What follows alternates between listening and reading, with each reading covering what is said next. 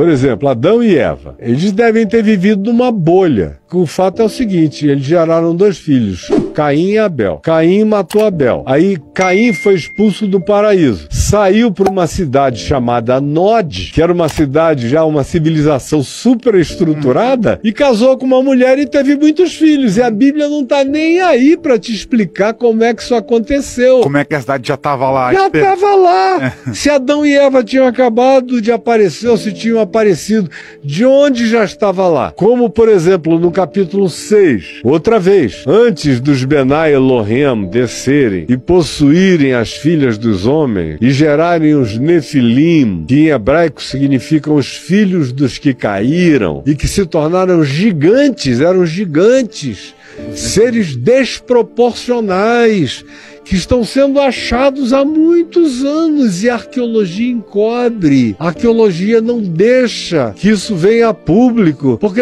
dá um trabalho danado reescrever a história humana inteira. Esse pessoal é preguiçoso, é conservador, é ortodoxo. Eles sentam em cima dos grandes achados arqueológicos, só que chegou uma hora em que não vai ser mais possível. E essa hora chegou. Todos os mitos dos povos contam a mesma história, só que a antropologia do século XX, na presunção positivista, racionalista do século XX e do século XIX, diz, não, isso é só mito da ignorância desses povos. Eles inventaram, agora, não se comunicaram e inventaram tudo, coisas absolutamente iguais, sem Pangeia, já separados por oceanos intransponíveis, contaram as mesmas histórias, idênticas. E diz lá o texto de Gênesis, ora, naquele tempo havia gigantes na terra. E também depois que os filhos de Deus possuíram as filhas dos homens e com elas geraram os nefilins, que eram os gigantes. O texto de Gênesis diz que eles corromperam toda a criatura que rastejava sobre a face da terra, fizeram todos os experimentos possíveis na terra, no mar, onde quer que eles tenham encontrado criaturas vivas, eles as desconfiguraram. Aí é onde o livro de Enoque, que devia estar na nossa Bíblia, mas não está, foi uma decisão lá do imperador Constantino deixar de fora, mas está na Bíblia dos etíopes.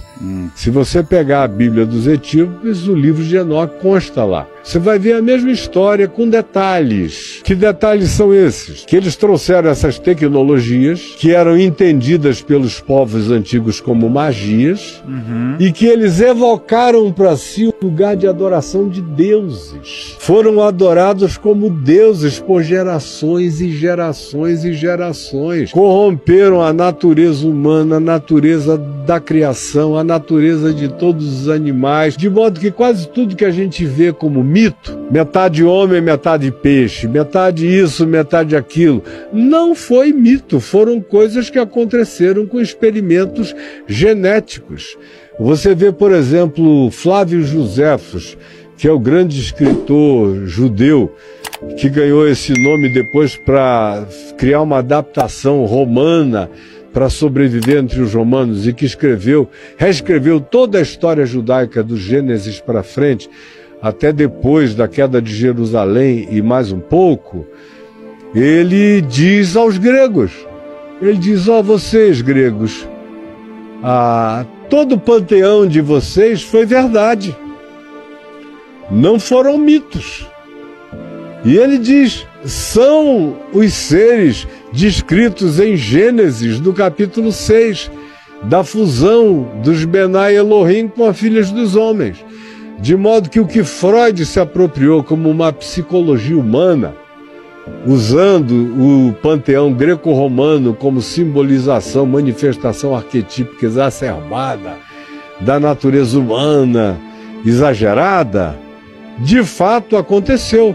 Se você quiser entender a psicologia desses seres pré-diluvianos, que decorreram dessa miscigenação de entes celestiais com as filhas dos homens e com a corrupção do gênero humano, em razão da qual veio o dilúvio, que foi o resetting.